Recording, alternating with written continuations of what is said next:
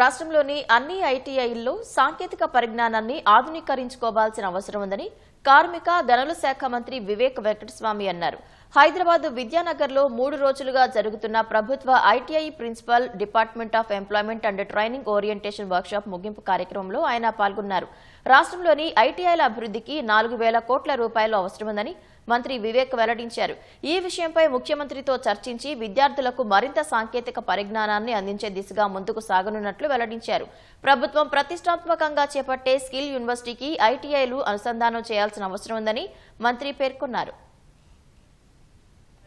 Change చేసేది అవసరం ఉంది. ఐటీఐస్ లో మంచి అట్మాస్ఫియర్ చేసినప్పుడు ఎక్కువ స్టూడెంట్స్ వస్తారు. వారికి మనము ఈ టెక్నికల్ స్కిల్స్ తో పాటు సాఫ్ట్వేర్ స్కిల్స్ కల్పిస్తే ఎంప్లాయ్మెంట్ పొటెన్షియల్స్ బాగుంటాయి. స్కిల్ డెవలప్మెంట్ సెంటర్ సక్సెస్ఫుల్ కావాలంటే ఈ ఐటీఐస్ అన్ని కూడా సక్సెస్ఫుల్ అయినప్పుడే ఆల్ రౌండ్ స్కిల్ డెవలప్మెంట్ జరుగుతుంది.